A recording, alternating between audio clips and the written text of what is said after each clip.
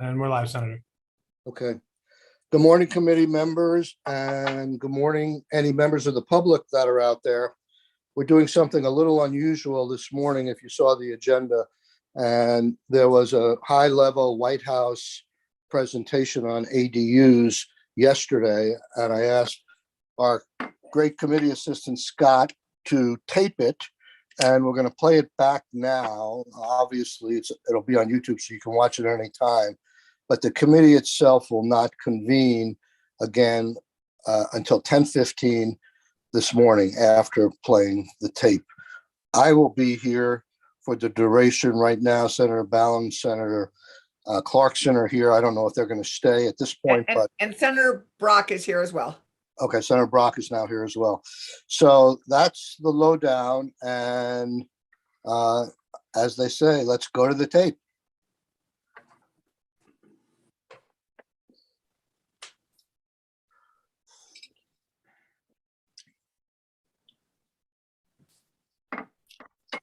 Thank you for tuning into this White House event on making it easier to build accessory dwelling units, or ADUs.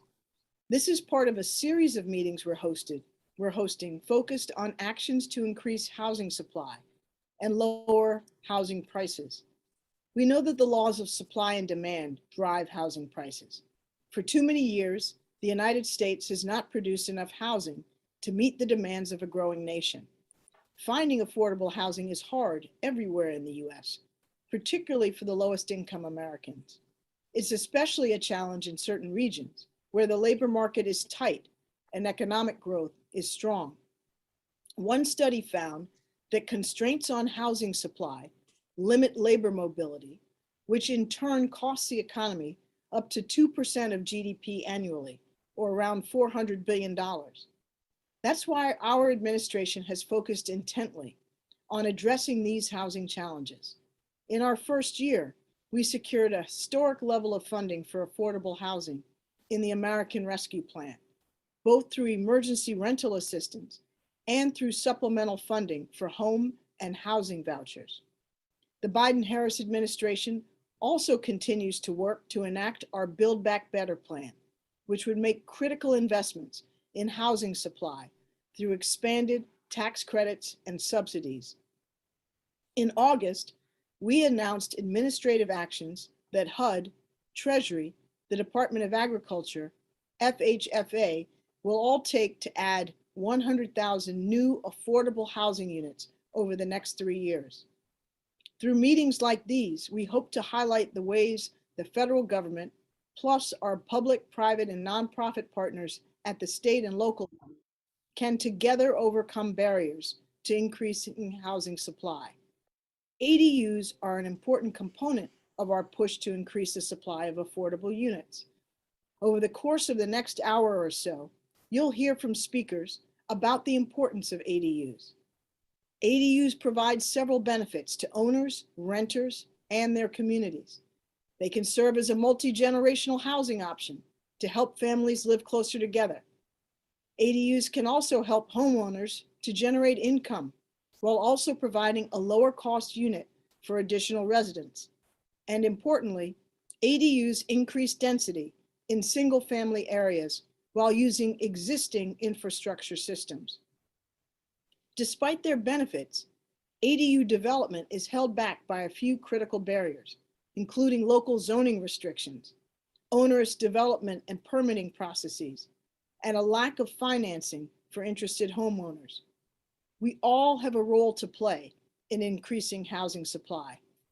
Today, we plan to highlight federal initiatives, as well as state and local models to overcome these barriers. Private actors like banks and builders also make important decisions that influence the affordability and the availability of housing. We need to work together to address our nation's housing supply challenge. I want to thank you again for your interest in increasing the supply of affordable housing. And with that, I will turn things over to Karen Chappell, a professor emerita of city and regional planning at the University of California at Berkeley and director of the School of Cities at the University of Toronto. For more context on the importance of ADUs, as a strategy to increase affordable housing. Thank you. Thank you so much for the opportunity to discuss the growing body of evidence about the important role ADUs can play in adding to housing supply and promoting affordability. In case you haven't been following it, something very interesting happened in California in the past 3 years. For the first time in the US, we've seen how we can scale up ADU production. From 2018 to 2020, California completed 23,000 ADUs with thousands more in the pipeline. The majority were backyard cottages, but many were garage conversions, basement conversions, or additions to the house. They were built all over the state in all kinds of markets. How this happened is a story of research and advocacy, plus lots of education. But it's also the story of what can happen through state action. The state had to make sure ADUs could be built as of right through a ministerial process. That was 2017. Then the state legislature had to go back year after year to get the ordinance right. They had to fix lot size, setbacks, impact fees, parking requirements, owner occupancy, and more. They're still working on the ordinance, but they're reaching scale. And it's not just California. Researchers at Freddie Mac have a brilliant new study out. They track rental listings for ADUs as an indicator, and they show rapid increases in active rental listings throughout the North and South, but particularly in the Sun Belt, the line in green. What's motivating homeowners? Well, it's primarily that we're in a rental housing affordability crisis, and also homeowners feel a bit trapped in their single-family homes. They need more flexible housing to meet their life circumstances, whether it's the kid coming home from college, or they have to care for a relative, or work from home, or just get more income. This chart, which is based on our Pacific Northwest survey, shows that 2/3 of newly built ADUs are rented out. That's the blue slices of the pie. And the majority of those are rented to strangers, to arm's length tenants. Of course, some go to friends and families, like the in-laws. But as this chart indicates, the ADU is rarely a short-term rental. And these findings about rental have held up across multiple surveys by multiple researchers. And one more thing about the need for flexibility. People generally don't build their ADU for just one use. They tend to rotate between uses depending on what they need, the rental income stream, the work from home space, etc. A study published just last month by the Urban Institute examined the potential for single-family home lots to produce more affordable housing, whether through ADUs or increasing modular manufactured housing or just preserving homes. Altogether, they estimate that these housing types could add 4.7 million units over the next 10 years. Note that ADUs account for half of this potential housing supply. That is scale. People always ask if they're affordable. Some cities have tried deed restrictions for affordability with mixed results, but they're affordable by design. Multiple surveys have shown that they tend to cost less than half of what a single-family home costs to construct, and they rent for less than similar-sized apartments. Most rent for less than market rate, even to arm's-length tenants. Another reason to support ADUs is that they help us use our big empty houses more efficiently. Oftentimes there's a mismatch between houses and family size as we grow older and the nest empties out. The Turner Center study showed here shows that we're actually underutilizing more and more of our single-family housing stock over time. From the Freddie Mac study, again, we see that large parts of the country are building detached ADUs, and those are the ones in blue, many by carving space out of those big old houses. In the Southwest, we're more likely to see the backyard cottages in green. So just to add some more affordability benefits, ADUs can provide an income stream for low-income or underwater homeowners at risk of foreclosure. The new ADU ordinances can also provide a path to legality for houses and homeowners with unpermitted space, and that then can mean more home equity. We get a fair housing win as we diversify the housing stock in affluent single-family neighborhoods. Now, we still have a few hard questions to think about, like how is housing discrimination unfolding in this stock? We know from studies that mom and pop landlords may screen out tenants based on racial prejudice, and there's little accountability here. And then also, what protections do the tenants have? If you evict the tenant because you want the ADU back for mom, after all, you built the ADU in order to have flexibility, then what rights does the tenant have? And where can they get good counsel? So there's still work to be done. The biggest barrier left to scaling up ADUs is finance. Our surveys have found that almost half of homeowners are building these from cash or credit cards. We've had a hard time getting conventional loans to work because banks don't want to count the future income stream from the ADU. Refis are the most common financing method, but they only work for certain households and during certain periods of time when the interest rates are favorable. There's FHA tools like renovation loans, but the time limit on these can be too stringent. One way of thinking about the challenges different types of homeowners face is, do you have high income or low income? Do you have high home equity or low home equity? In red are those that struggle the most to get finance with low income and low home equity. But it's also hard for seniors on a fixed income, even if they do have home equity. So in conclusion, there's a role for the federal and state governments in supporting implementation. The states must reduce regulatory barriers, just like California did. This is key to scaling up. We need the FHFA to step up with regulatory relief, such as waivers to include rental income. Or we can look at new products like bridge loans for homeowners. We need to educate homeowners. It's got to take a village. The cities who are making this work are organizing workshops and fairs and creating handbooks and websites.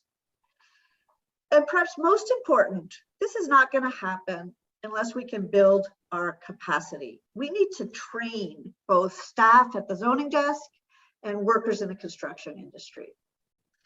And I'm going to stop there to hand the stage over to Julian Joseph, the Deputy Assistant Secretary at the Office of Single Family Housing, which is at the Federal Housing Administration at the Department of Housing and Urban Development. Thank you. Thank you so much, Karen. And I'm delighted to follow such an esteemed housing expert. Again, I am Julian Joseph, the Deputy Assistant Secretary for the Federal Housing Administration's Office of Single Family Housing. Our unique role and substantive presence in the housing market are intended to serve those who need us most: first-time homebuyers, low and moderate income individuals and families, and communities of color. The topic of accessory dwelling units is particularly important to me and to those we serve. For many, including those in multi-generational homes, non-traditional family structures, or located in high-cost areas, ADUs can offer increased affordability and unlock the potential for increased wealth building while expanding the supply of affordable housing. This past summer, we had several engagements with business leaders to hear their thoughts about addressing the critical need to increase affordable housing supply. There was a common theme in these discussions: that affordable housing is an important issue for businesses of all sizes, and for many reasons, including the fact that their ability to attract and retain employees is often contingent upon the ability of employees to live in proximity to where they work. The discussions all included ADUs as a top priority for addressing this challenge. Now, I know that there's a recognition that making ADUs a more robust part of the housing supply will take everyone: state and local governments, business leaders, and certainly the federal government, including HUD. We believe that FHA can play an important role in increasing the supply and affordable financing of properties with ADUs. And properties within an accessory dwelling unit are eligible for FHA-insured mortgage financing if they meet local zoning requirements. Addressing exclusionary zoning laws that are a barrier to the construction and the use of ADUs must be a part of the solution. And let me assure you that HUD will continue to be a vocal advocate for the adoption of flexible zoning and land use policies that enable the construction of ADUs on existing parcels. Removing zoning barriers to ADUs is the first step, and one that many states and cities have already taken. But making properties that already have ADUs affordable to finance using FHA insurance is another key step that we are taking. But we also need to make it affordable to build new ADUs. As the Urban Institute's December 2021 report on single-family housing and the housing supply shortage points out, financing for ADU construction is difficult to obtain because, for the most part, mortgage underwriting does not take expected rental income or the value of improvements into consideration. We are committed to looking at all of our policies around ADUs. For instance, current FHA policy makes a distinction between the treatment of a property with an ADU and a 2-unit property, which may unnecessarily disadvantage properties with an ADU when it comes to access to FHA-insured financing. We are also looking at our purchase transaction mortgage policies to identify areas where FHA financing can play a larger role in the acquisitions of homes with ADUs, particularly for low and moderate income households. And lastly, we are reviewing our renovation loan programs to identify opportunities where we can strengthen the availability of FHA insurance to support that construction of ADUs. To make informed decisions on how we move forward over the next year to begin implementing these policy ideas,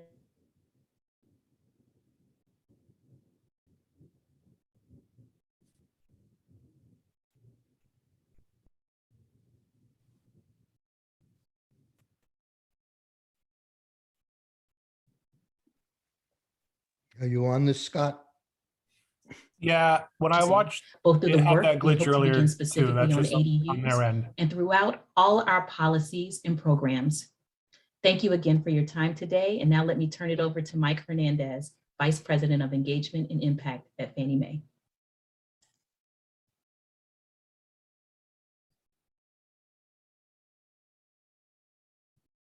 If I could just ask Mayor Weinberger to turn your video off, sorry. And then Mike Hernandez, welcome.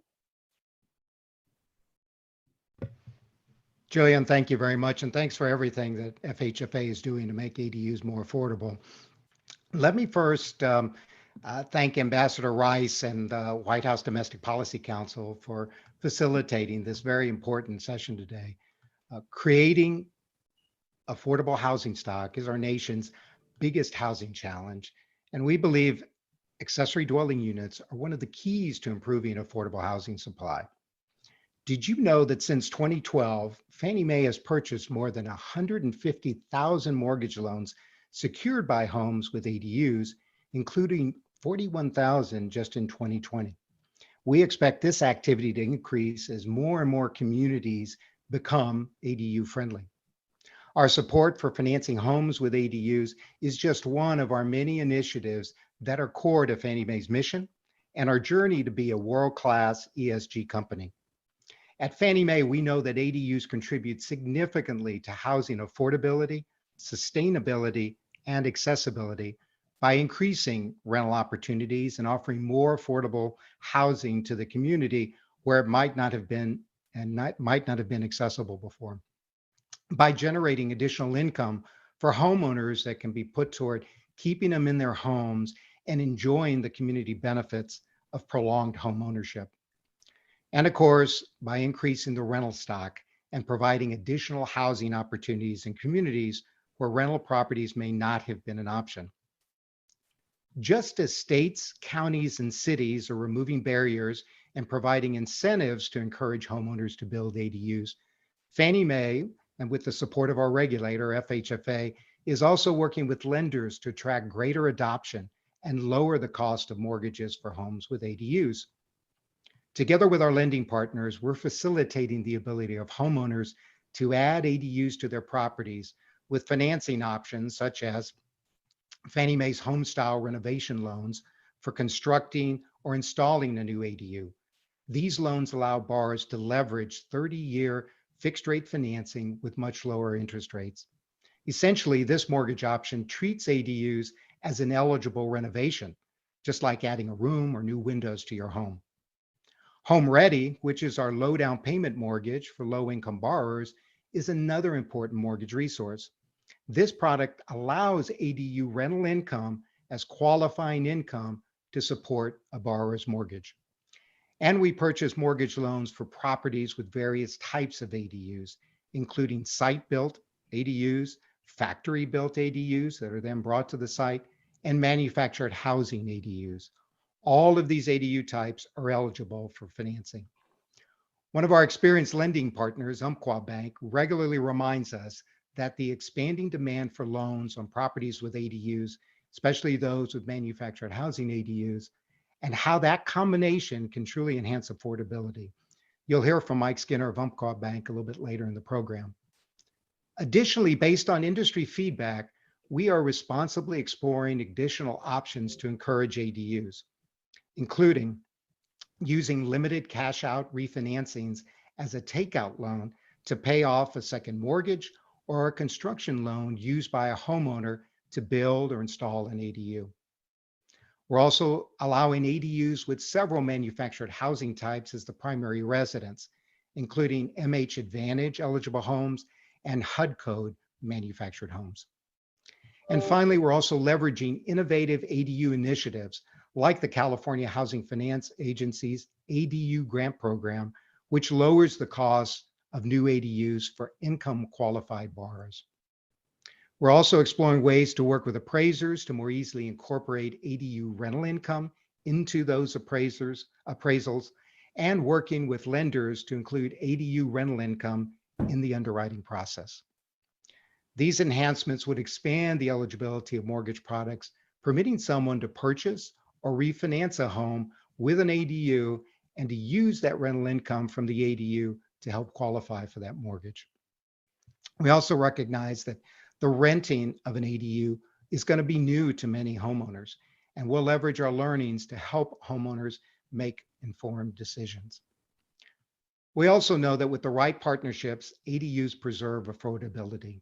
Through Fannie Mae's Sustainable Communities Initiative and our work with the West Denver Renaissance Collaborative, Habitat for Humanity, and local governments, we were able to help streamline the ADU process and reduce overall ADU development costs for West Denver area homeowners by 45 to 65%.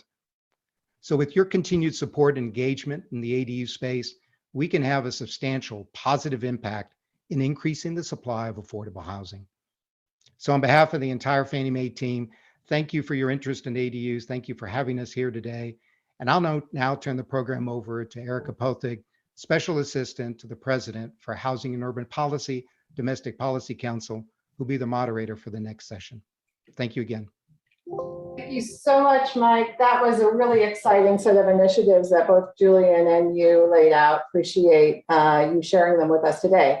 I'm going to invite the rest of my panel to turn their videos on and to come off mute, and welcome. So as we've already heard a bit, accessory dwelling units are not a new idea. In many respects, they have been part of our housing supply for decades. As Dr. Chappell illustrated, in some regions, the common template is a detached unit, and in other regions, the units are attached. Creating these units, however, takes a friendly regulatory environment, financing, and home buyer and homeowner education.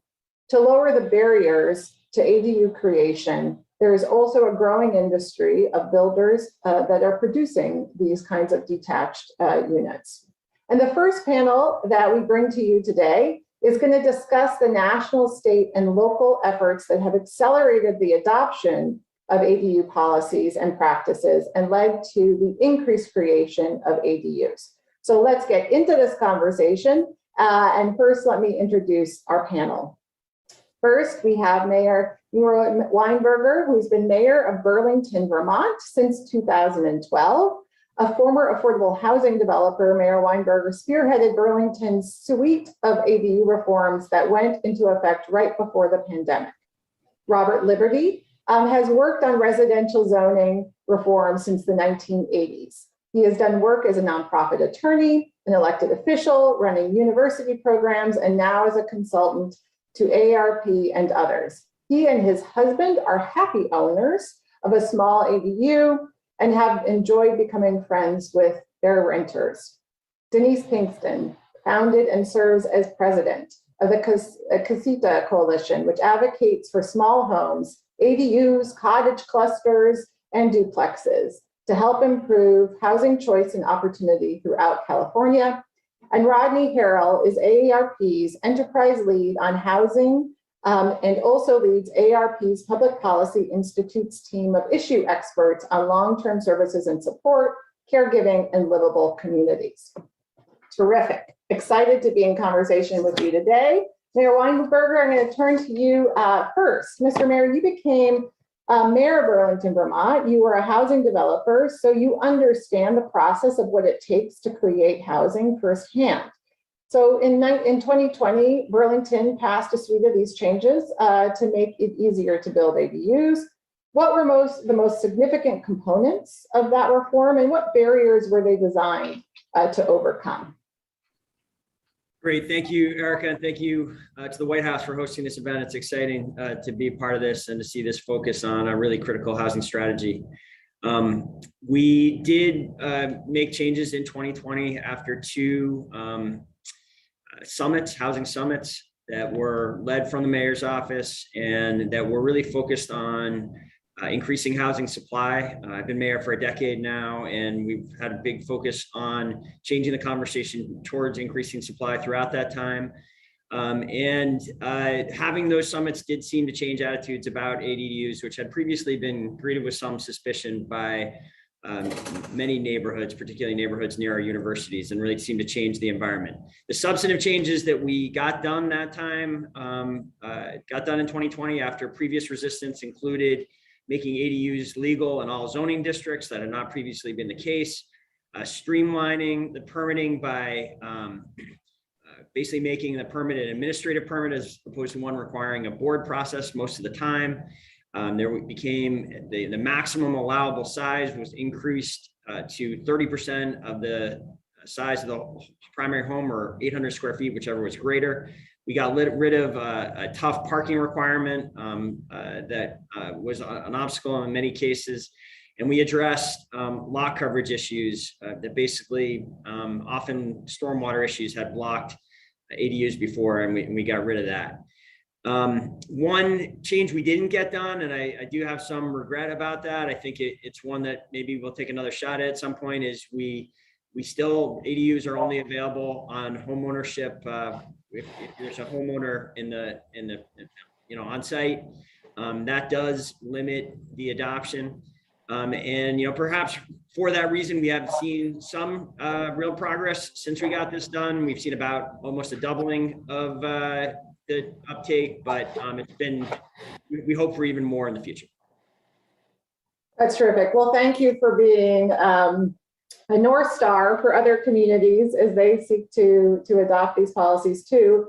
Robert, I think homeowners seeking to build ADUs on their properties often face some of these same zoning and permitting challenges like the ones Mayor Weinberger just described.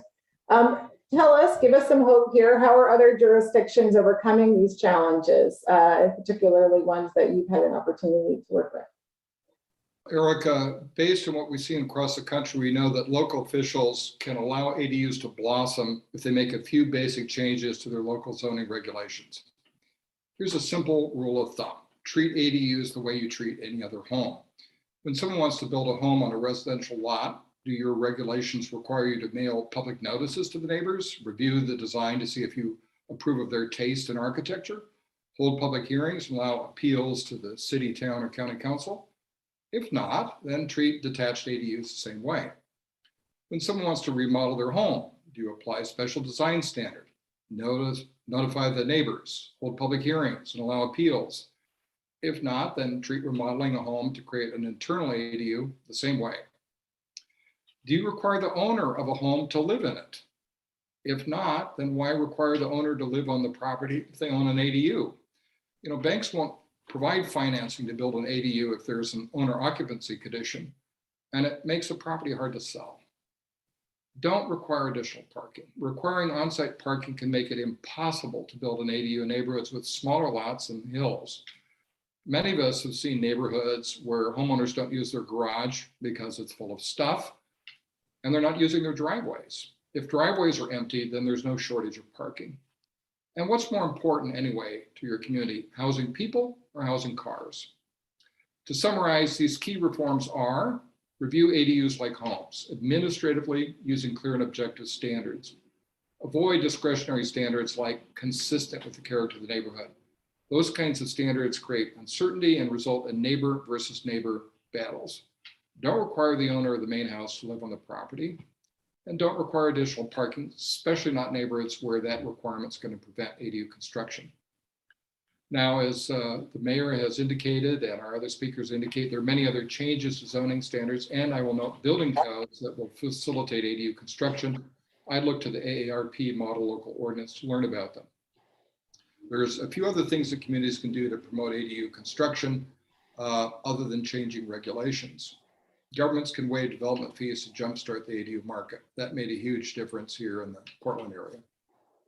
ADU tours are fun ways for homeowners to see ADUs and learn from other homeowners, their peers, people they trust, about their experience. Architects, realtors, bankers, and planners can sponsor professional education programs to help them expand their skills to help homeowners build ADUs. And finally, last and certainly not least, there's a bunch of ways we can help moderate income homeowners and renters to benefit from the opportunity to build and rent an ADU. Thanks, Sarah. Fantastic. Thank you, Robert.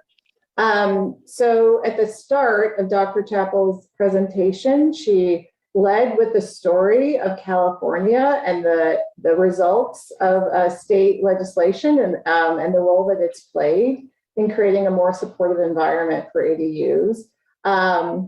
Denise, I know you played a key role in that. Can you share more with us about what are the benefits of state standards like those in California, and share a little bit more about the impact of this more uniform approach on ADU development?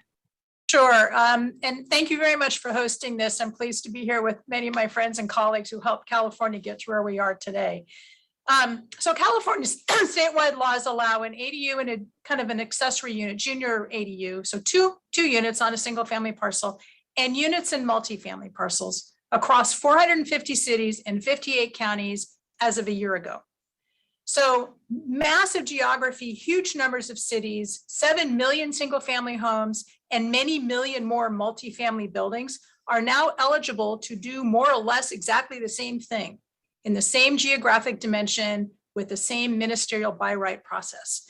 So that has unleashed what UC Berkeley is calling an ADU revolution in California. We're going on 40 to 50,000 ADUs. Karen's data referred to prior to 2020. These things, we're adding tens and tens of thousands more ADUs every year, year over year in California.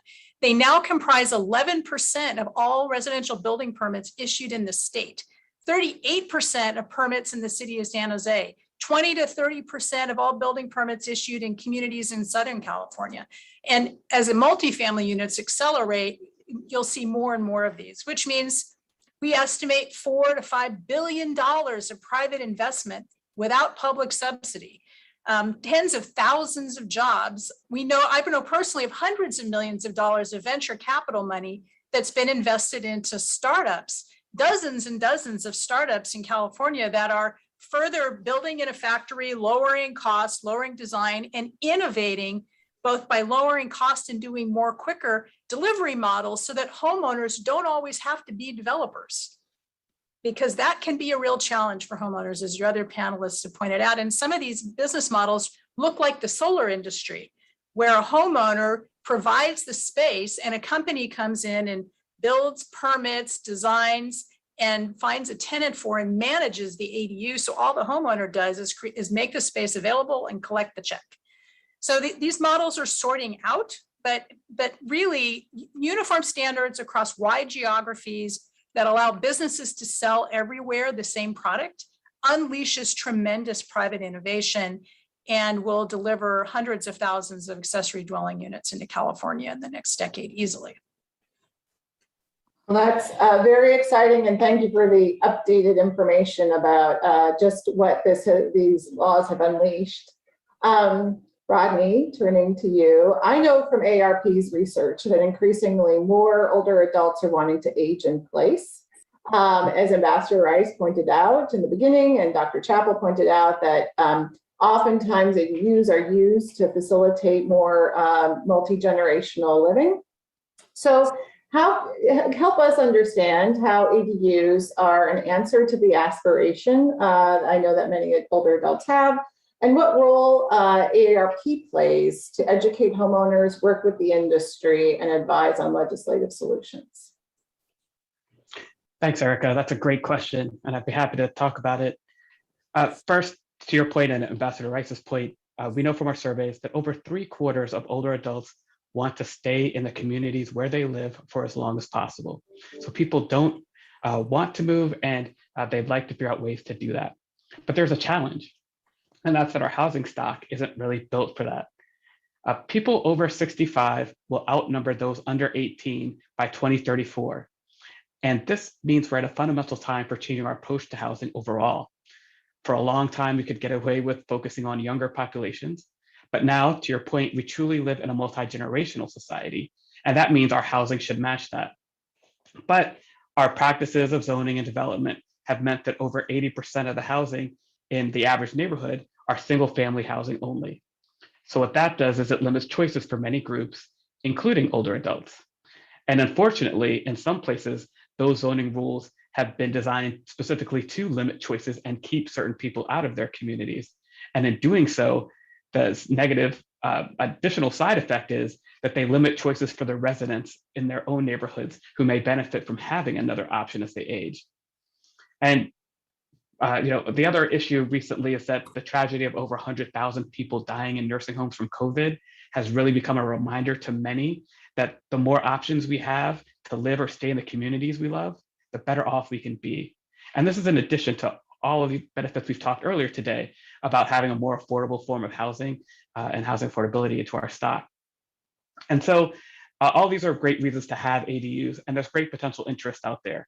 Our new home and community preference survey a couple of months ago showed that over 60% of adults would consider living in ADUs to be near someone but maintain their own space, or if they needed help with that daily activities. And I've seen the interest among policymakers and others grow over the last decade or so, and it's very inspiring to hear that. Now, we know ADUs are not a silver bullet, but to me, they are the single best way to bring new housing options into the existing livable communities where people live.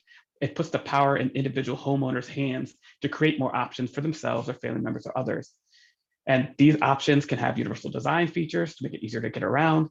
They can be more affordable, or they can provide that rental income that allows someone to stay in their neighborhood. So these are some of the reasons why AARP is taking a multifaceted approach on this issue. We've recently updated the Model Act that Robert mentioned. We've created a design and development guide and an intro guide on the ABCs of ADUs, and we have much more on our website. We use this in our advocacy efforts, and many of our state offices are working with local leaders on expanding ADUs. We've heard about California's advancements in this call, but just in the past year, we've worked towards advancements in 8 states and our communities: Pennsylvania, Kentucky, Connecticut, Washington, Arizona, Oregon, Utah. And in a total of 20 states, AARP state offices are working on ADUs. So that momentum really is growing. Our world-renowned livability index that measures every neighborhood in the country, we're adding state policies on ADUs to that index this year to reflect the benefits of this option. And our relationships with organizations such as the National Association of Realtors and Lowe's and the American Planning Association are really helping us to get the word out about why creating more housing options is so important, and using the stories and the power of stories to help encourage others. And finally, and most directly, we host webinars and other events to talk to AARP members and other community members directly to explain the benefits of ADUs and ways that we can step past challenges and the unfounded fears that are behind some of the elements that Robert mentioned. And one of those key barriers we're trying to tackle is the understanding that consumers have about ADUs and the resources that can help guide them to that process. So there's more I could talk about, but I'll just mention aarp.org/ADUs. But in short, taking advantage of this option means that we should take steps to educate ourselves and create partnerships across communities, because that's the real way to make these successes happen. That's terrific. Thank you, Rodney. And that's a wonderful segue to a question to you, Denise, and to others on the panel too who want to weigh in on this. So I think everybody's pointed out, but I think you live also very much that getting any of these changes over the finish line takes a coalition.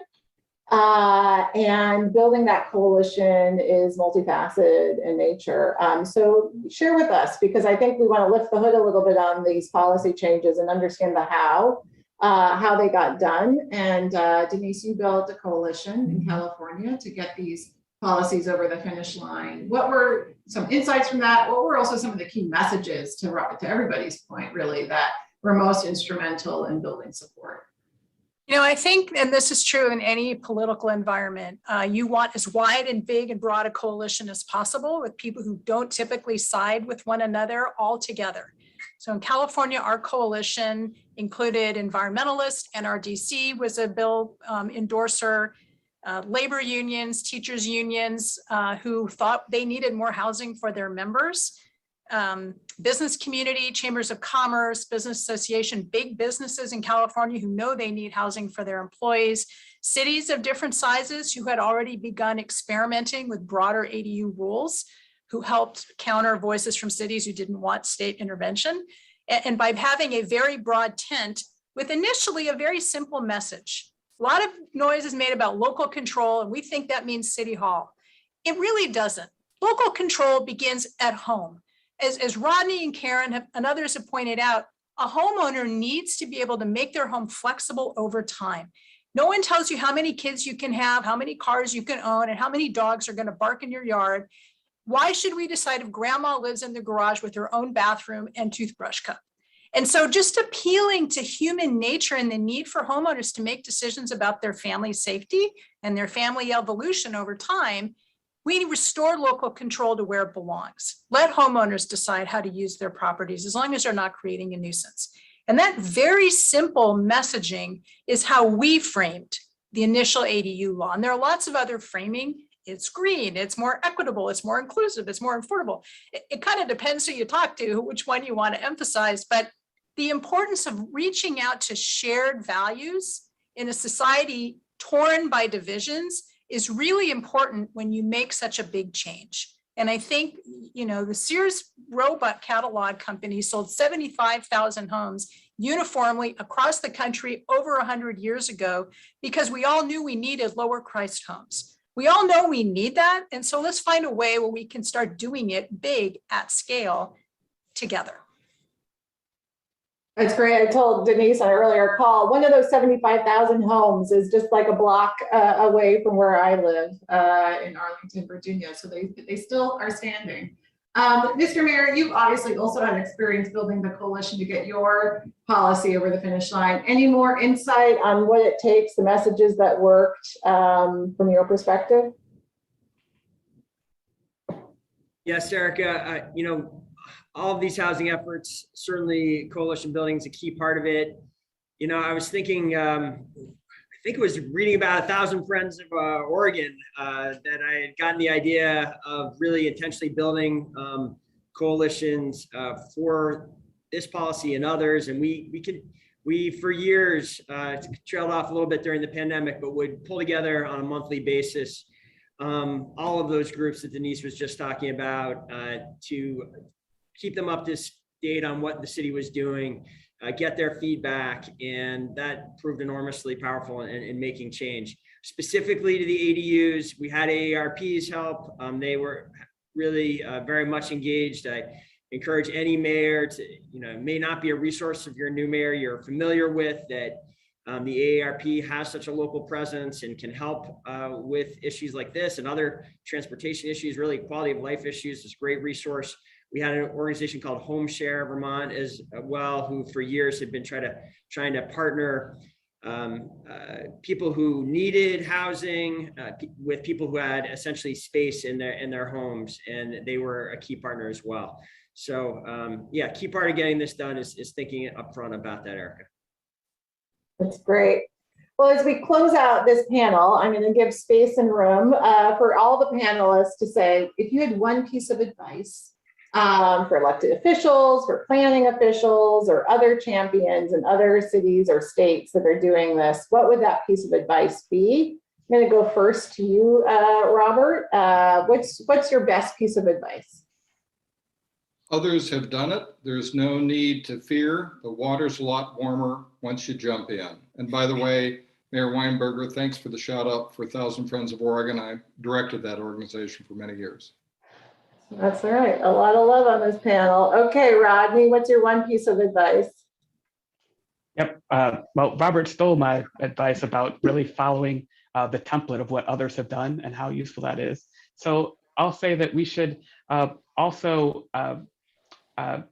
take a wide approach and think about the benefits in the many different ways to meet all the goals you can. It's not just about affordability. It may be about aging in place. It may be about options. It may be about equity, but really look at all the benefits that you can have, and that really will help you move forward. Right, Denise, one piece. My advice is think big. When we started California law, no other state legalized by building permit ADUs quite that way. And we got laughed out of rooms for months while we were incubating this idea. But thanks to people like AARP and Robert Liberty and Karen Chappell and others, we just kept going with the idea that everyone, a chicken in every pot and an ADU in every backyard, maybe we can restore California's golden days. Great, Mr. Mayor, I'm going to give you the last word. What's your best piece of advice to other mayors around the country seeking to do this policy?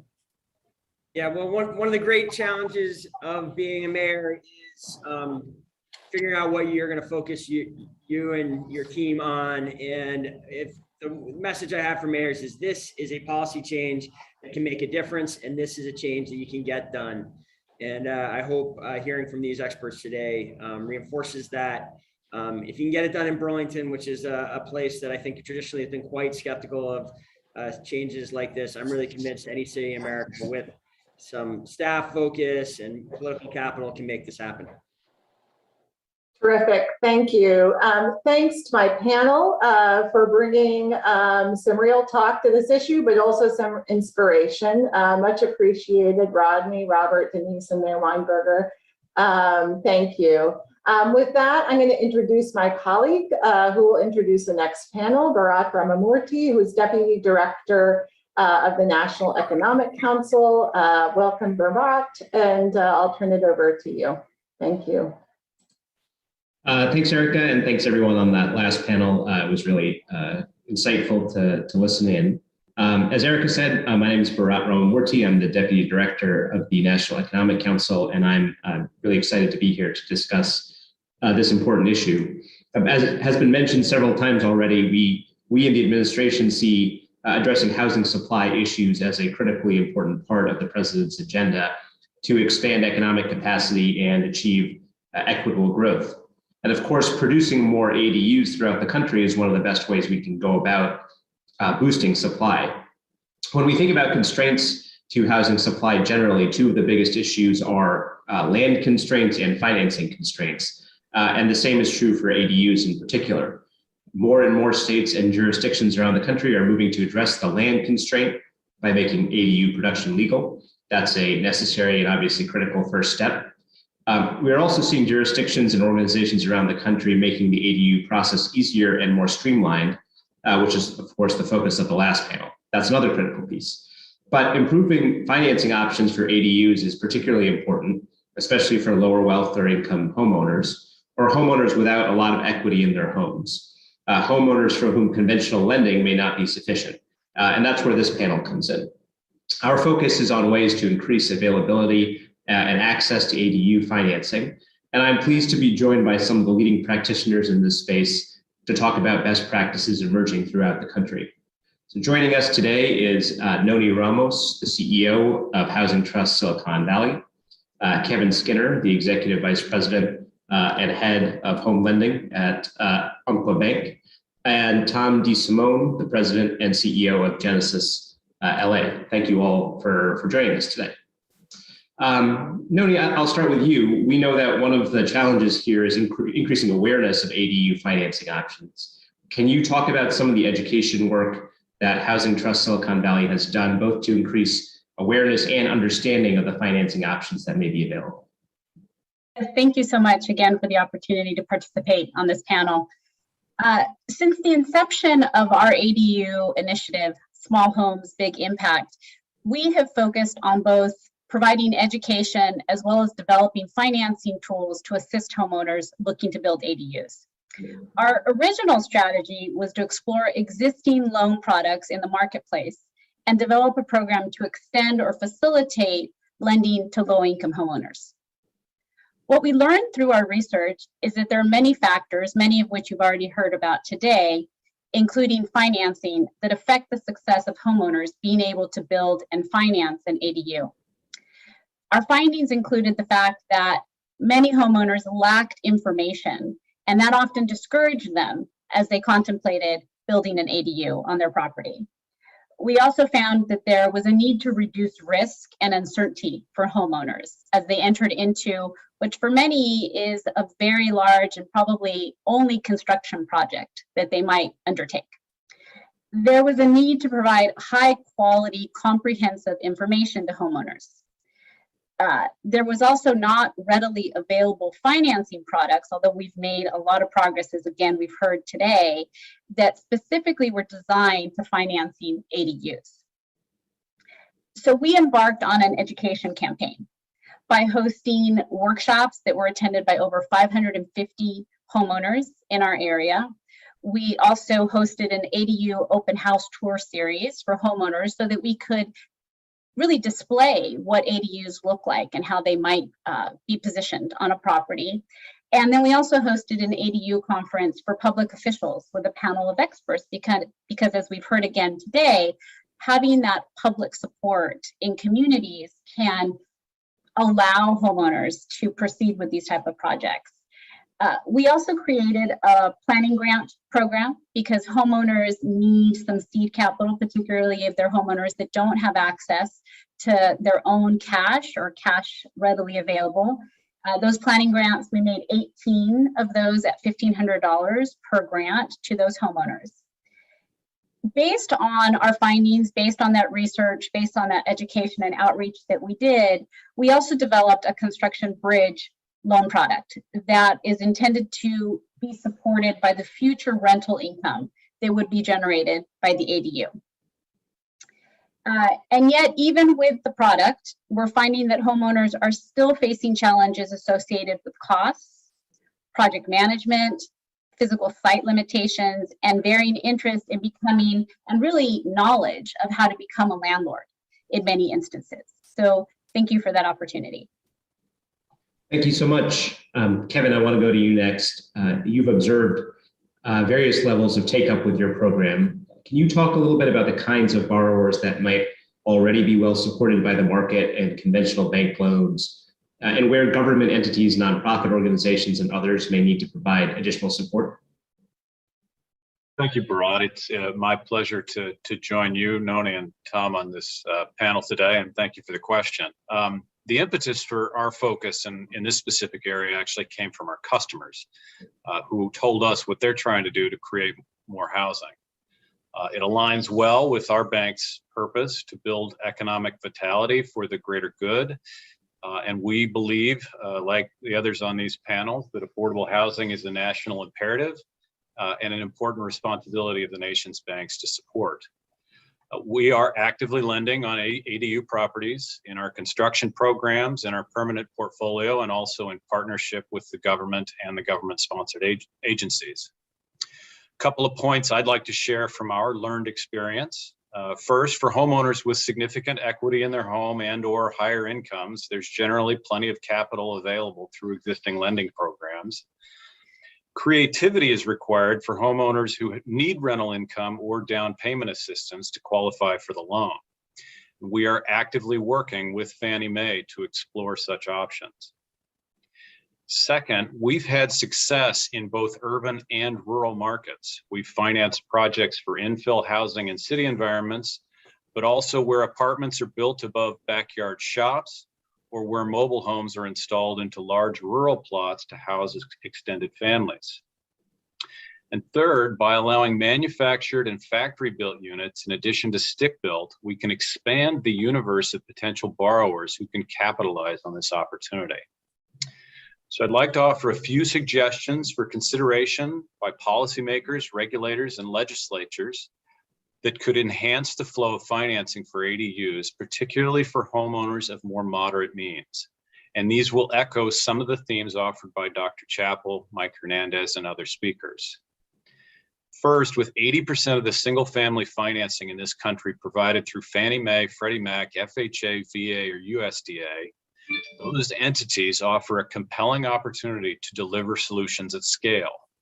Options for consideration include allowing the inclusion of prospective rental income in the underwriting decision, expanding the unit and occupancy combination types eligible for owner-occupied and single unit pricing not subject to price adjusters, allowing higher loan to values for cash out financing when the cash will be invested in building an ADU.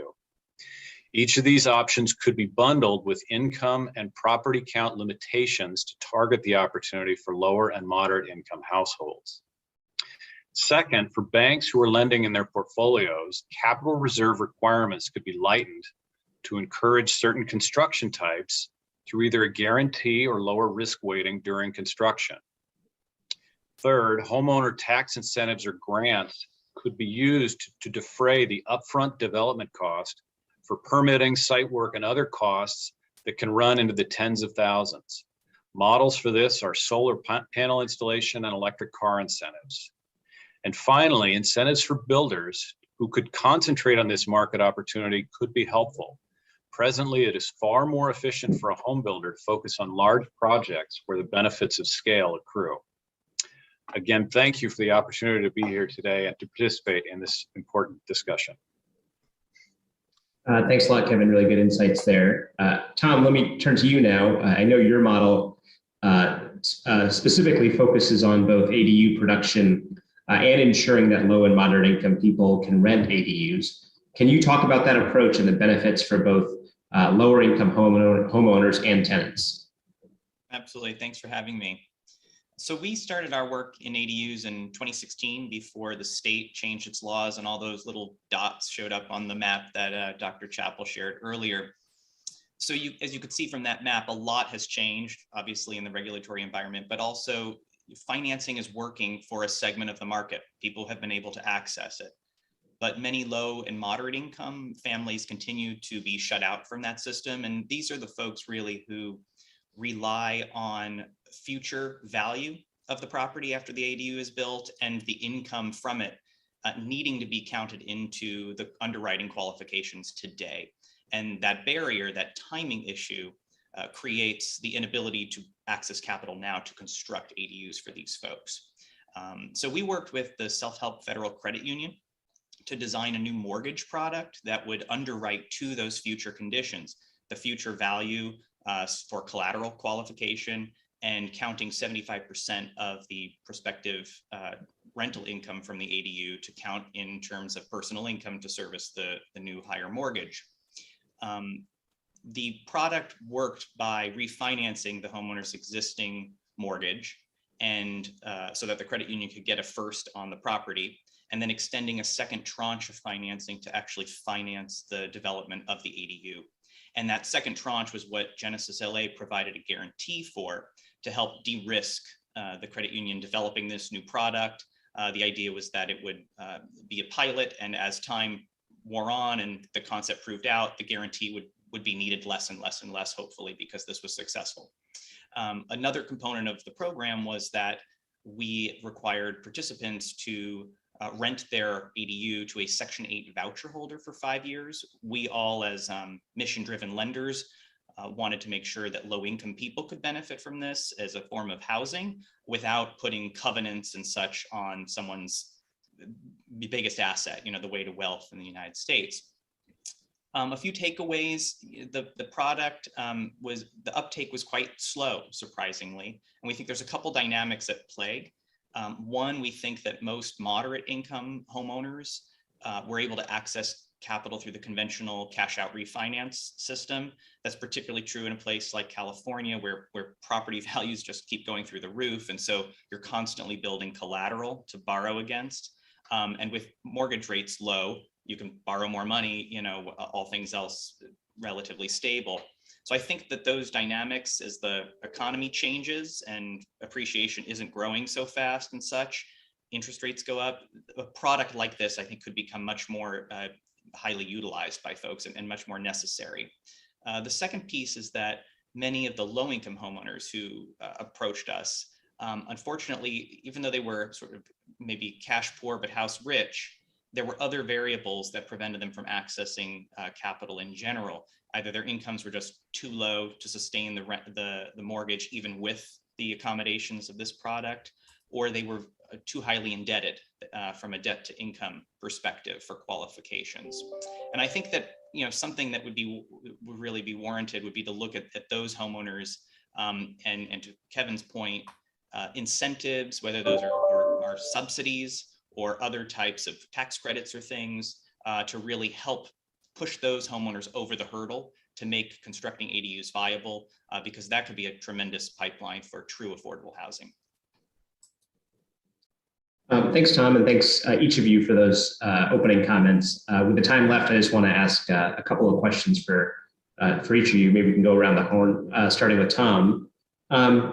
What if you were to give one or two pieces of advice for other lenders working in this space, whether it's banks or CDFIs, what would you recommend? Sure. I think the product that I described relied on refinancing the first mortgage. And in an interest rate environment like that, it was less painful, but there were certainly setbacks or drawbacks of it. You have to get a new appraisal. You have to pay a lot of fees on the bulk of the mortgage, which is your existing first mortgage.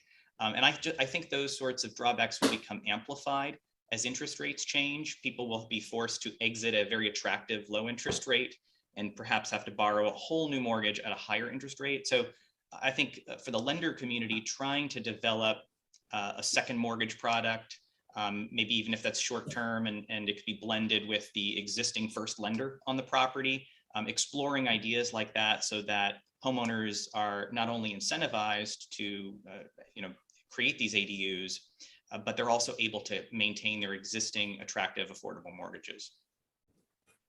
Thanks. Kevin, what do you think? In addition to the points Tom makes, which are excellent, I think construction lending and a construction project, as was noted earlier, is a complex endeavor, which highlights the critical importance of homeowner education about the nature of the process and the moving parts. It's also, from the perspective of a lender, quite a complex operation, and it's important to make sure that you have, I think, a team of people, not just inside your institution, but sort of surrounding the project, who have a great deal of expertise in construction processes. The risks associated with supply chain this year in particular have highlighted the nature and the complexity of those programs, and to make sure you're working with people that have a fair amount of expertise in the space. Noni? I'd follow up on those points and add that certainly technical assistance and being able to have partner entities that can work with the homeowners as they plan out their entire project. They go through the permitting process, they go through the design and whatnot, and then also looking at different types of building approaches, right? I think that for us, one of our learnings was, while we focused on more of a stick build type of product, there are, as was noted earlier in some of the comments, there are new building approaches that could potentially be more streamlined in terms of time. They could also reduce cost. But in order to support those, there has to be financing that would allow for that type of building approach. So, technical assistance, project management, and the ability to look at different types of building approaches. Thanks. So one more question for each of you, and some of you have touched on this already, but we're entering a period where things might be changing in the housing market. We've obviously over the last 15 years generally been in an environment with very low interest rates. Obviously, the Fed is independent and it's going to do what it's going to do, but a lot of projections suggest that we could be in a period where rates are starting to go up. How, if at all, do you think that affects the decisions that you're making and decisions on the homeowner side about moving forward with an ADU? Maybe Noni, I can start with you and go around the horn.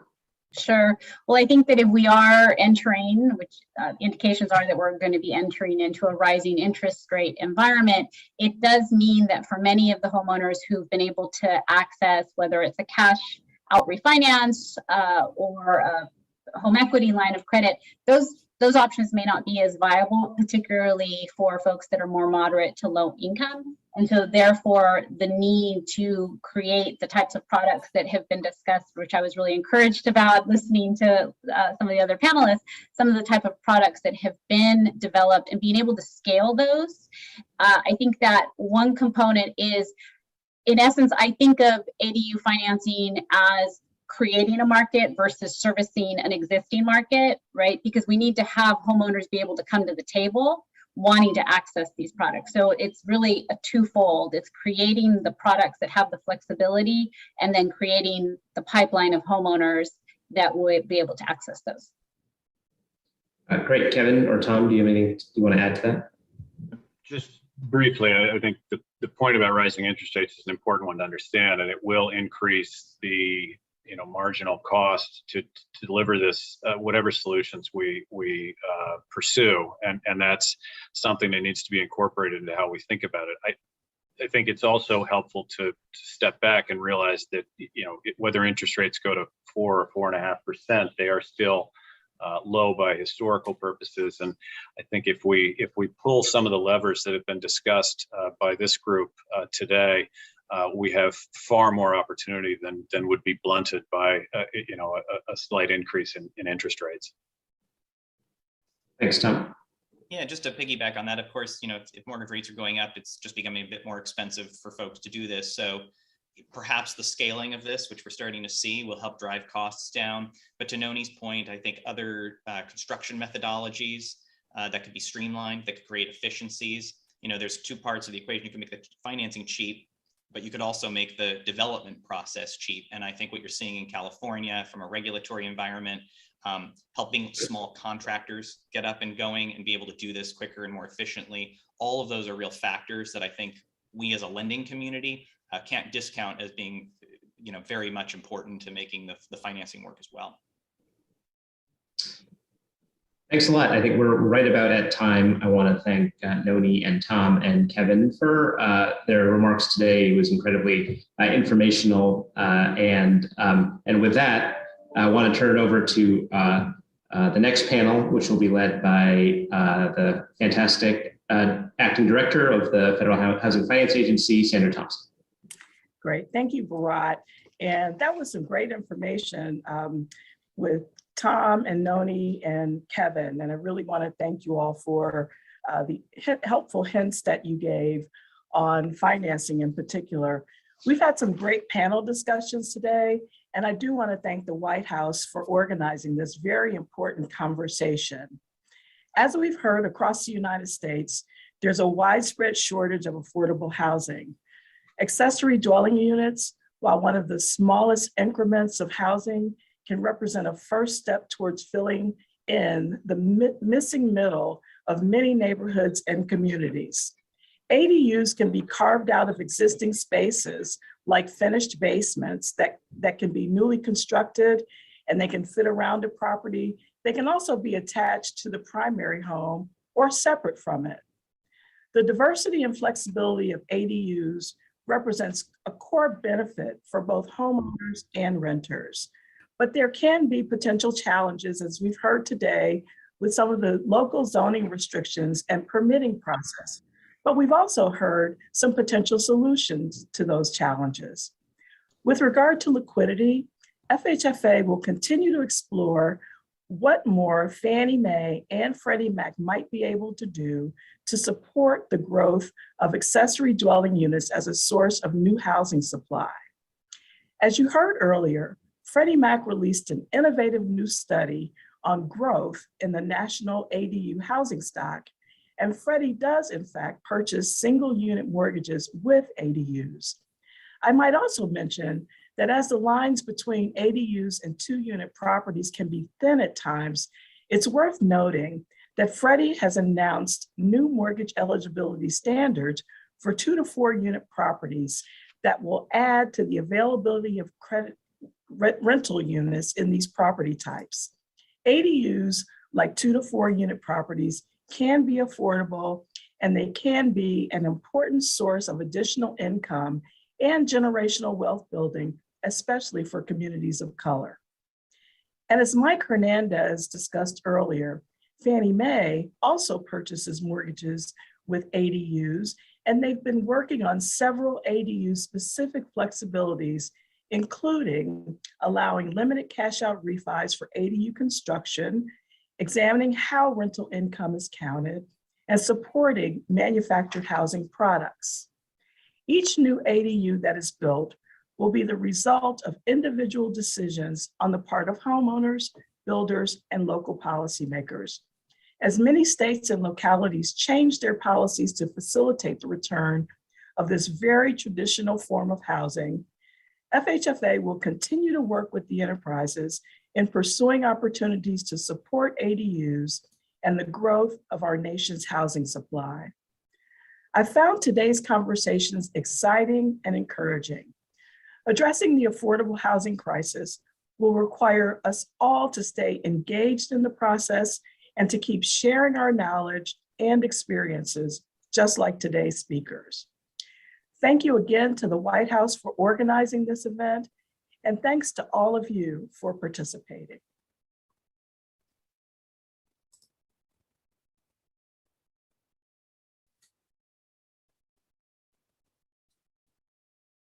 That was the end of the webinar, senators. So we can continue with the regular committee meeting if you'd like. Thank you. And everybody. Thank you. That was great. And that was great. How'd you find that, Scott? Oh, Senator Sorokin found it.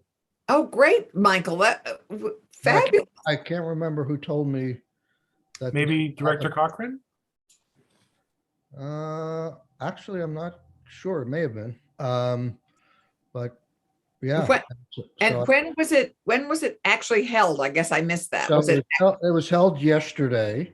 So it was held yesterday. But it was in the afternoon. So I asked Scott to watch it for us and tell us whether it was worthwhile. And we would have plug if it wasn't, but we got a 89% on Rotten Tomatoes. So we went ahead with it. No laughs? I laughed. Impressed that Rotten Tomatoes actually rates webinars, but I guess that's. It was a joke, Senator Clarkson.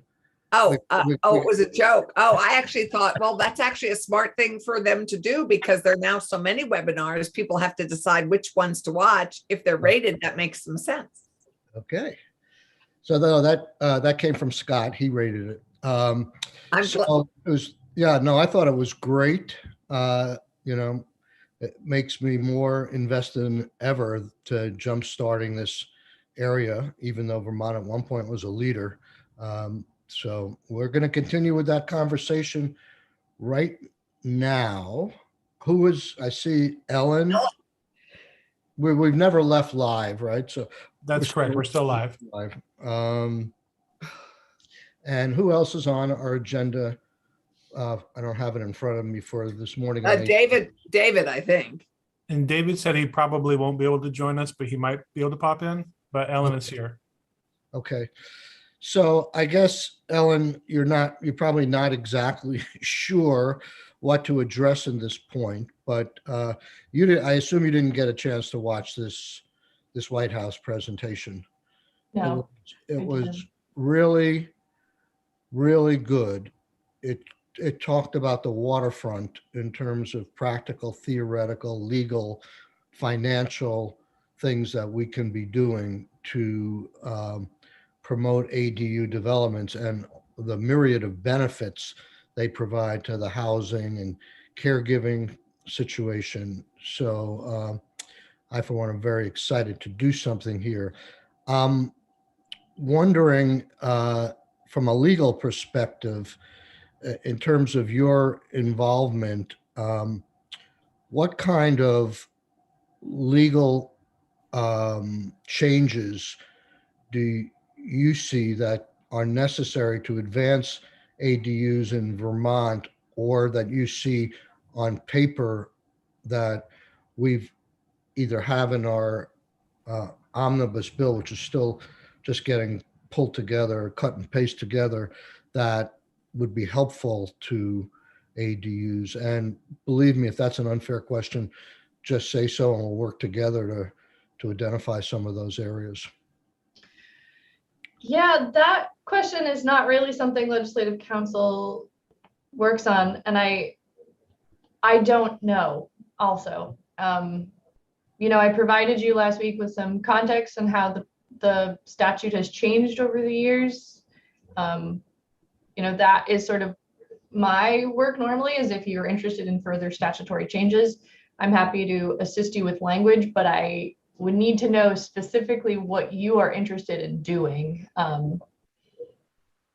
I guess what we're interested in doing is viewing what cutting edge laws are out there that help promote ADUs and sort of get them in, not necessarily a lot of detail, but just the bullet points of what those are, and try and figure out which ones we want to go further with and get more detail on.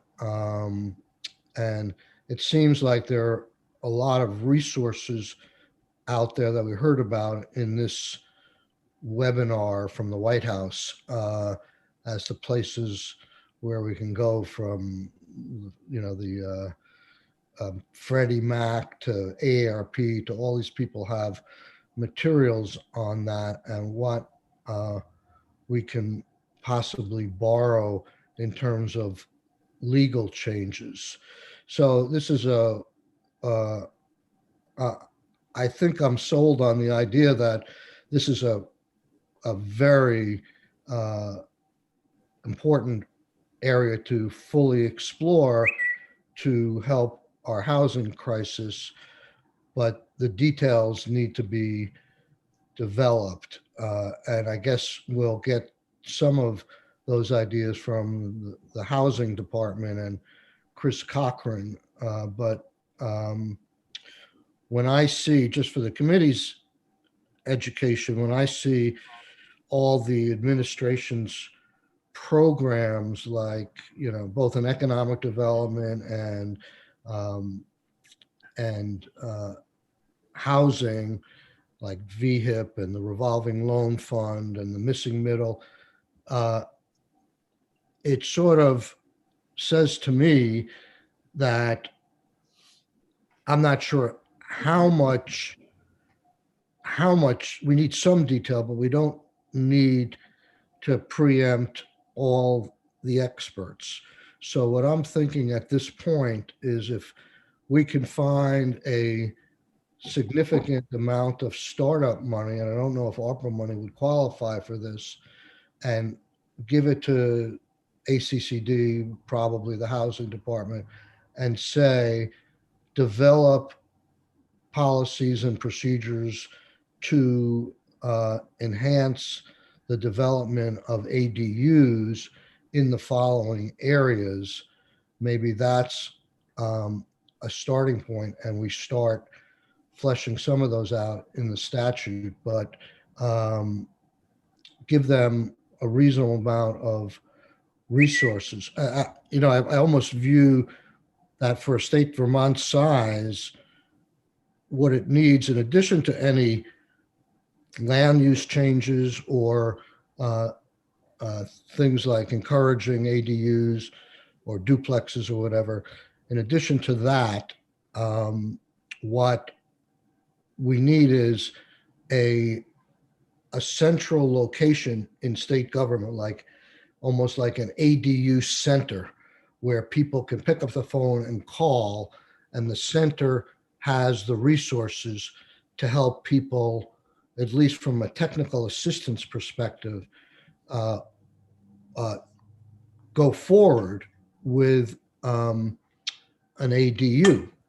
So if for those of you who are listening to the tape, they used examples of weatherization or solar development. And it sounds like in California, there's an industry building up now that, and this is what I envision for Vermont, is in the best of all worlds down the road, maybe we're big enough to have a private industry, but initially with some subsidy, both on the technical assistance side and maybe some assistance like we do with VHIP and like what's being suggested for missing middle, we give some financial, but you have somebody you can call and say, I want to hire you to help me develop an ADU. And that person or that center knows everything there is to know about it and say, okay, here's my fee. I'll make this happen for you. And that takes all the stress off the homeowner. They have to pay something, or to the extent it's partially subsidized, you're on your way. It doesn't sound all that complicated to develop an ADU, but it certainly sounds like it has definite complexities that can be intimidated to the people we want to reach to open up their homes. So if I was, 10 years down the road, maybe an industry will develop will say, and you open the yellow pages and say, ADU development from A to Z, call me. And, and then the person says, okay, what do you charge? I charge you 10% of the cost of the development. And then your hand is held all the way through. In the initial stages, I see with this ARPA money, the ability to invest in that every much as the programs that the governor has come forward with. I'm not saying one's better than the other.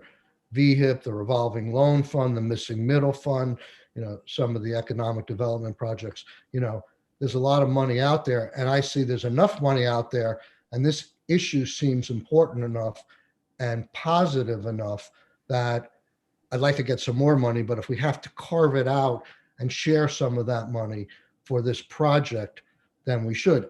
And keep in mind, politically and legally, that the VHIP program was supposed to include development of ADUs. And in all the units that they've developed in VHIP, they said for whatever reason, they've only developed they had almost no applications for that. One ADU now.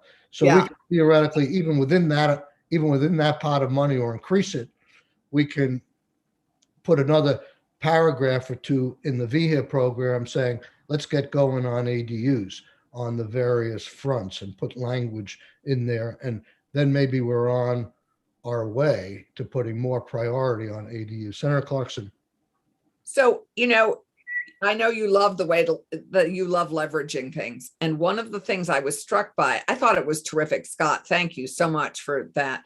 I was struck by, of course, the technical assistance and the help that we need to provide homeowners and an education, all the education. Lots of people don't want to be landlords, but the leveraging, so, teaching them, doing these summits or these workshops for homeowners, for select boards, for the regulators, for a whole bunch of the different players in those decisions.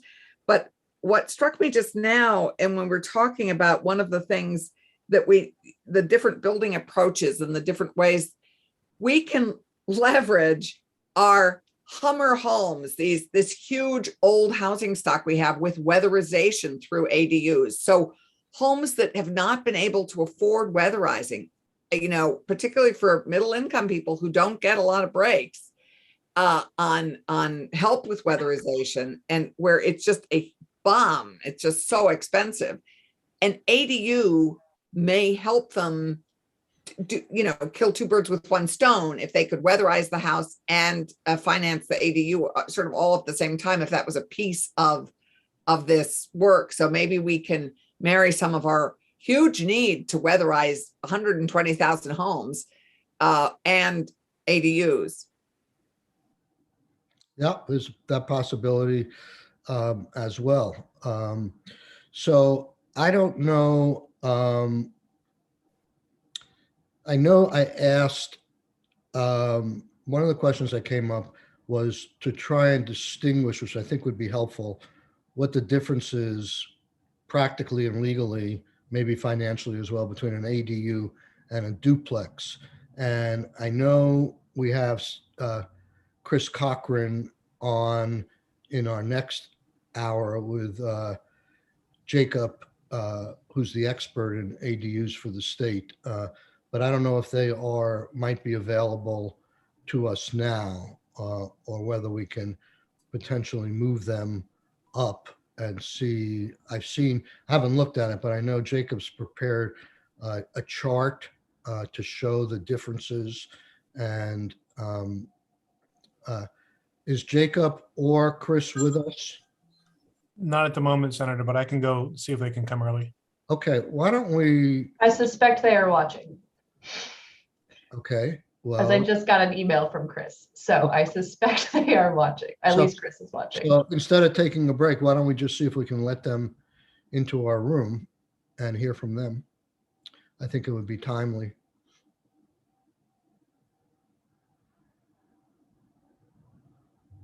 And if we have to take a break, we could use one, and we can start up with them in 10 or 15 minutes, depending upon what Scott finds out. So let's just hang in there for a second.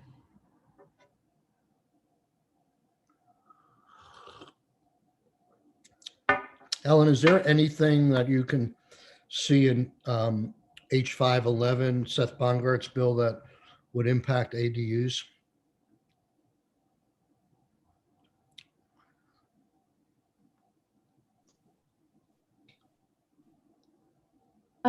Not directly. So I think to your last point, so an ADU, as you've been using it so far for the last 30 years, is a unit within a single family occupied home that is clearly subordinate to that home. And that's different from a duplex, which is a two-family home, where the two units are potentially of equal size, or at least one is not clearly subordinate to the other. It is so. Did we do? We still have the requirement for owner occupied, right? Right. Yes. But we did change the fact that the owner could live in a smaller unit if they want, right? Yes, that's what we did last time. Okay. Correct. And also on the property, but not in the main house. Right. Right. Yeah.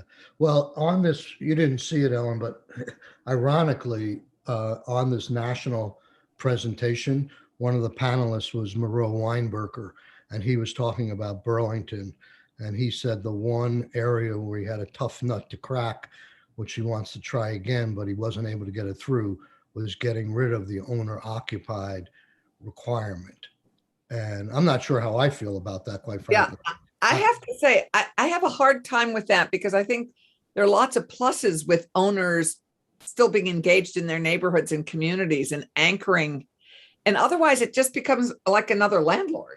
I mean, so I think there's when we talk about, I don't want to create barriers in communities with, character of neighborhood, but engagement with the community and engagement in your neighborhood is really important for owners and engage. So I have a problem with that, although I do think we have to address the ongoing sales of these properties and what happens then, and with any ongoing requirements. Senator Brock. Well, first, I don't think we should be micromanaging the ownership of people's properties. And so I'm concerned about the owner occupied requirement, and particularly of the financial implications associated with it, and property ownership and the ability to finance properties. I think that is the kind of thing that could be a deal killer for a lot of these potential properties. As people look down the road, if they're tied up in terms of what they can do with their property, if the market for the resale of these properties is particularly affected and constrained by requirements such as owner occupancy, I think it's going to be a real downside to having more of these properties developed.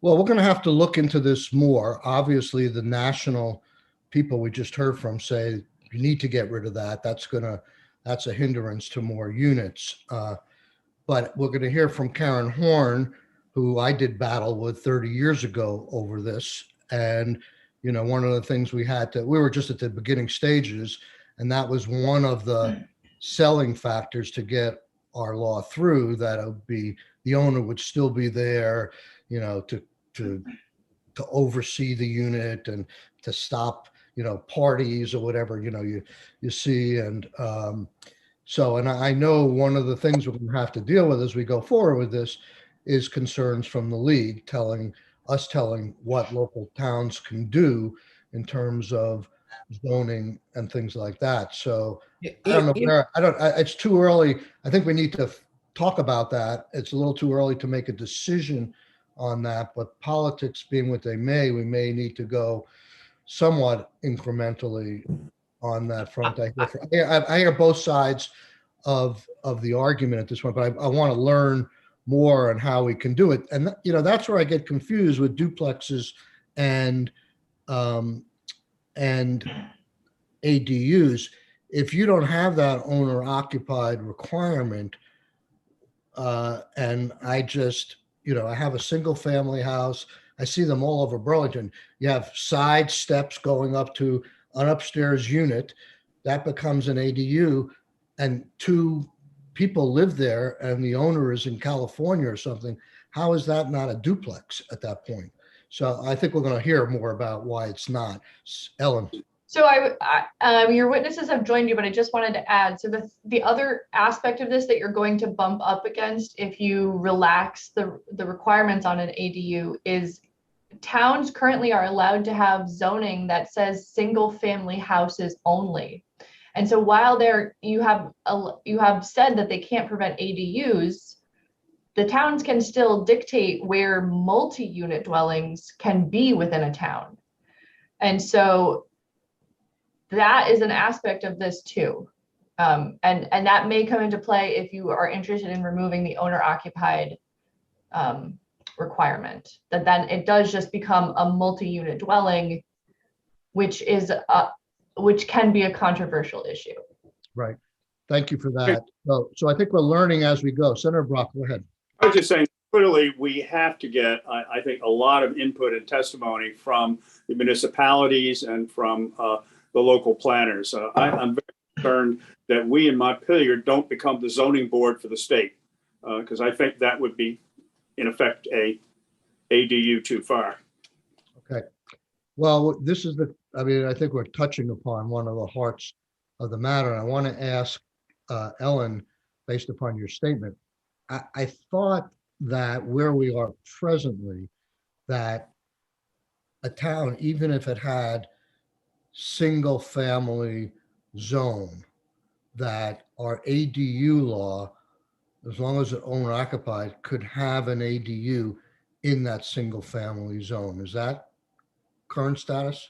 Yes, but as is under the definition, that is a constrained type of unit. Right. It is size constrained based on the size of the house itself. So, and there's the owner occupied requirement. So if we got rid of owner occupied, then there may be a few remaining constraints, but otherwise it's getting closer and closer to a duplex, and that would violate the single family thing. And that's what we're going to hear from Jacob and Karen and Chris. Chris, you're always good to center us in our misinformation. May I ask a question, Mr. Chair? Yes, sorry, Senator Brock. Council, and that is, in terms of the present law right now, if you have an owner-occupied dwelling that has an ADU, if the owner sells that property to someone, or if the owner decides to relocate someplace else, even in the same town, and it's no longer an owner-occupied property, what happens to the ADU? Does it just wither away, or? So I think it depends on the town, because there are towns, and I should look into this a little bit more, but there are towns that do restrict multi-unit dwellings. And so at a certain point, I do think there are towns that if the owner sells the property, and I need to confirm, and I think potentially your witnesses can address this. I do think there are towns that if the building is sold and it no longer is going to meet the definition of ADU because the owner isn't occupying one of the spaces, it is something that they can regulate and therefore prohibit. Or it could continue and be sold as an owner occupied home. Yeah. I mean, that it could be sold as a home with an ADU that has to be owner occupied. I think it's a really essential question, and I'm struggling with it myself. I think I remember, or maybe Karen remembers, that when the first law was passed, we were saying, well, if there's no more an owner occupied, then the privilege goes away, and that was the only way we can get it through. We didn't specify it in the law, but by implication, without giving any further rights, if the unit was no longer owner occupied, it basically became part of the original house. You either tore down a wall, or you just had to go outside and walk up, and you had access to that as the homeowner, but you couldn't have it as a separate rental. But we'll get into that some more. We have Jacob. I mean, one of the questions to ask as we go down that trail further on is to financial institutions, what are the implications about being able to finance a property under those kinds of situations? Right.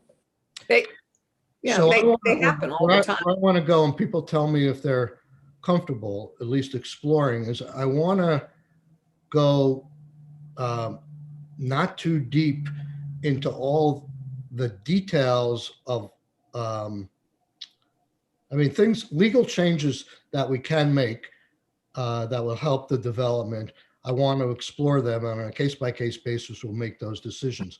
But in terms of implementation, I like the idea of putting resources, some significant amount of resources, to the state to be a center where people could go, where the expertise is there. Sort of like what that guy in Montpelier did on he did 3 over 5 years. Tyler Moss. But he apparently had the expertise to hold someone's hand and say, you want to do this. And, that will include, and some money for, I think we're going to have to put some money for incentives. I heard the state say, well, right now, VHIP, if you remember, has ADUs in it, and it's capped at $30,000. They say they need more. I kept hearing them say, I don't know why, they kept saying, if we're going to do these ADUs, we got to pay for them. And I don't understand why there can't be some payment by the homeowner who's going to benefit as well. So I like to see some skin in the game. So I hope that our bill, our section on ADUs, will establish the technology money, the assistance, some incentives and support, and it may be additional staff or contracting out to a private entity that can provide this support. Someone's and do the education. I mean, I can see education in terms, they said they did these education that 500 people show up at these things.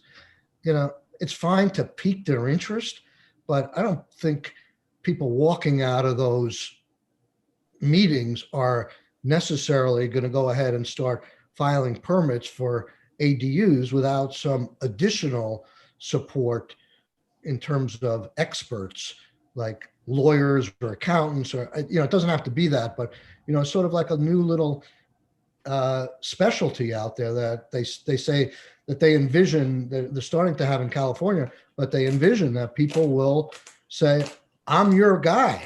I'm your guy if you want to develop an ADU. I cover the waterfront to help you do that. I'm going to charge a fee for doing that.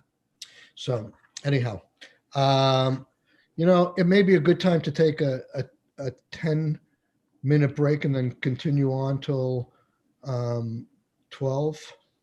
Let's see, it's now 10:43.